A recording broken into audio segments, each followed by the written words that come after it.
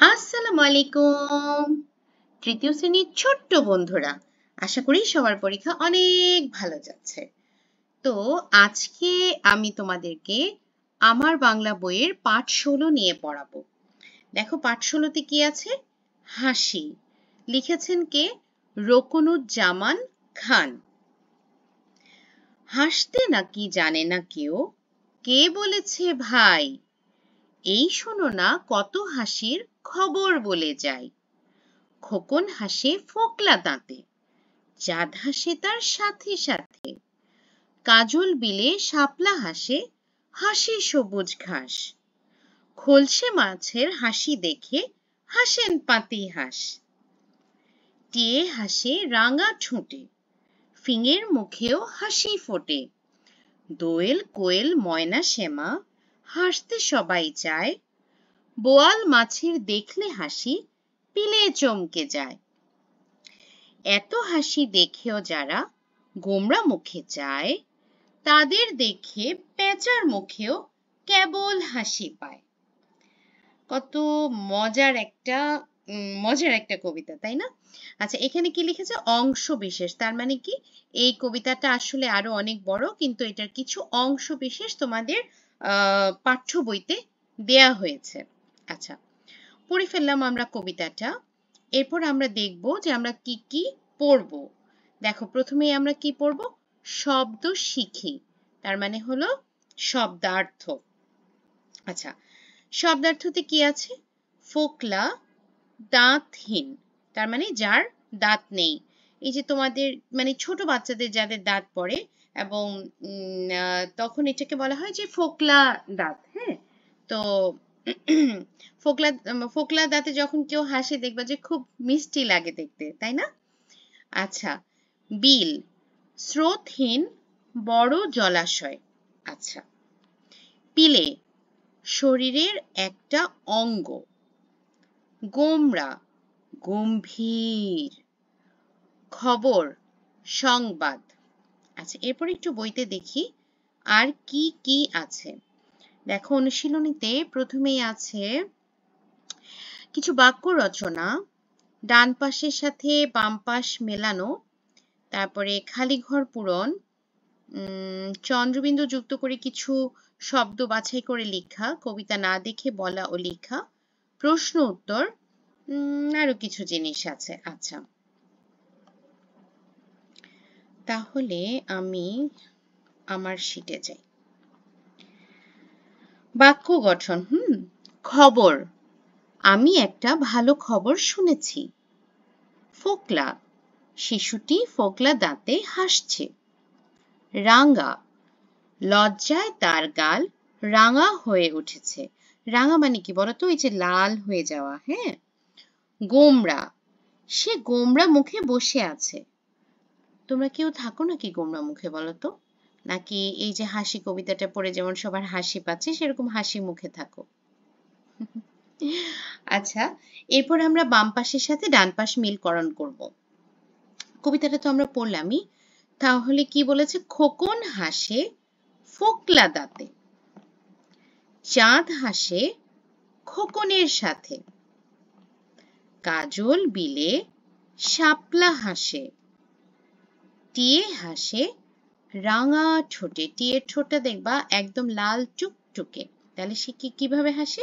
রাঙা ঠোঁটে হাসে। খলসে মাছের হাসি দেখে হাসেন পাতি হাঁস। শূন্যস্থান পূরণ। বইতে তোমাদের কিছু শব্দ দেয়া আছে, পিলে, পেঁচার, চাঁদ, খবর, রাঙা, এই যে শব্দগুলো, এগুলো থেকে নিয়ে তোমাদেরকে এই শূন্যস্থানগুলো পূরণ করতে বলেছে। এই শোনো না কত হাসির খবর বলে যায়। চাঁদ হাসে তার সাথে সাথে, টিয়ে হাসে রাঙা ঠোঁটে। বোয়াল মাছের দেখলে হাসি পিলে চমকে যায়। তাদের দেখে পেঁচার মুখেও কেবল হাসি পায়। আচ্ছা, এরপরে বলেছে যে কবিতাটি থেকে চন্দ্রবিন্দু যুক্ত শব্দগুলো বাছাই করে নিচে লিখি। চাঁদ, দাঁত, পাতিহাঁস, ঠোঁট, পেঁচা। আচ্ছা, এরপর আসি প্রশ্ন উত্তর। কাজল বিলে কে হাসে? কাজল বিলে শাপলা হাসে। কার হাসি দেখে পিলে চমকে যায়? বোয়াল মাছের হাসি দেখে পিলে চমকে যায়। পেঁচার মুখে হাসি কেন পায়? হাসি পায় কেন? চারপাশে এত হাসি দেখেও অনেকে গোমরা মুখে থাকে। যারা গোমরা মুখে থাকে তাদের দেখে পেঁচার হাসি পায়। কাদের দেখে পেঁচার মুখে হাসি পায়? আমি এই দুটো উত্তরই একই লিখেছি।